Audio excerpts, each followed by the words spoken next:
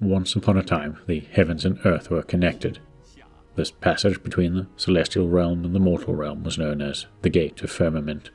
Gods and mortals were free to wander between realms as they pleased. The celestial emperor, in exchange for finding his daughter, granted mortals celestial powers.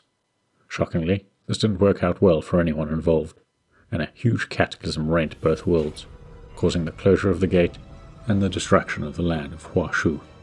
Now, Celestials are barred from entering the mortal world, and humans have been left to their own devices, which, as usual, is war.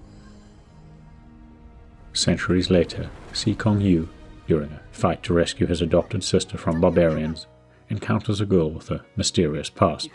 The monosyllabic Muyu seems to be searching for Huashu, a land few have now heard of, and it's Xikong's job to get her there. Their epic journey will take them across ancient China, and it's full of twists, turns, betrayals, bad gods, and magical weapons.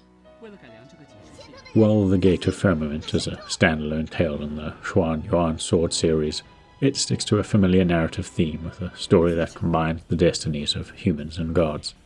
And, as with both Xuan Yuan Sword and Fairy, the story is its strongest asset, taking you across the breadth of ancient China.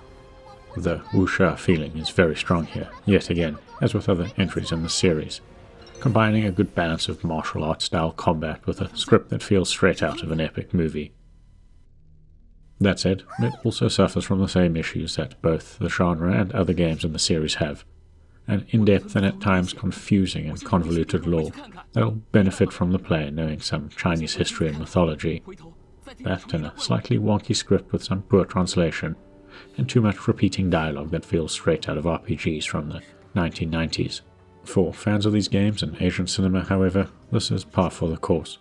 Thankfully, the story is engaging enough that these are minor issues fans of the series are more than willing to overcome. Even when they're sticking to traditional gameplay or trying something new, Xuan Yuan Sword and Fairy have their own distinct flavor. The Gate of Firmament is no different in this regard. There's traditional RPG gameplay galore as you explore environments, speak to people, buy items, and complete side quests. The experience gained levels up your character's stats, while a steady flow of new gear is a must to remain competitive in combat. The flavor comes from the relatively novel setting and narrative context. Combat is where the Gate of Firmament tries its hand at being different. It combines standard turn-based gameplay with an almost MMO-like system of skill linking to create combos with cooldowns.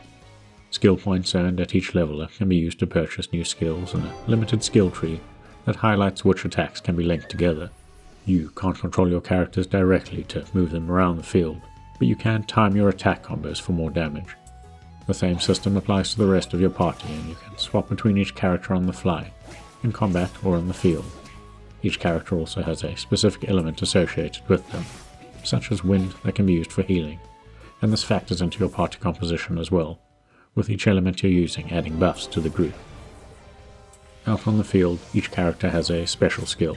Muyu, for example, can turn invisible, which is helpful for avoiding enemies, while Xikong can smack approaching monsters with his pole and stun them before initiating combat. This gives you a reason to pick a character to explore beyond aesthetic choices. Combat starts out easy enough, but does become more difficult a couple of hours in. However, as with all traditional RPGs, you can grind your way to success along with equipment upgrades.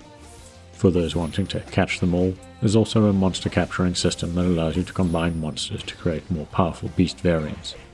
Of course, capturing one instead of killing it takes away from the experience you'll gain at the end of a fight, so you need to be strategic. Overall, combat is satisfyingly flashy from a visual perspective, with well-animated flurries of martial arts and magical attacks. Where the Gate of Firmament does stumble is in its presentation. Despite originally being released in 2016 for last-gen consoles, the visuals make it feel much older, sort of like a cross between a PS2 and PS3 game that's received an HD upgrade. It's not ugly, mind you, but the environment texture quality is often low-res, and far too many areas feel bare bones when it comes to details.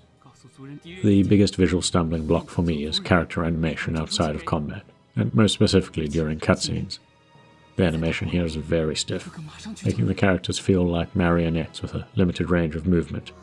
It's very awkward, especially during emotional cutscenes, when the animation is so close to robotic and its characters stare past each other, or don't even look towards an object they're supposedly interacting with. Audio-wise at least, the game is great, with some wonderful music, though the vocal performances vary from good to uninspired. Although not perfect, Xuan Yuan Sword, The Gate of Firmament is another solid entry in a series that deserves more love and recognition.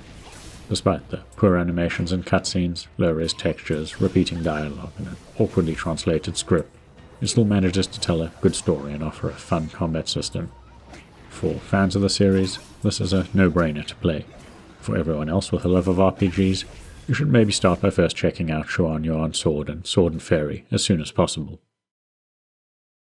If you've got this far, please consider giving the video a like and maybe subscribing to our channel as it helps us grow.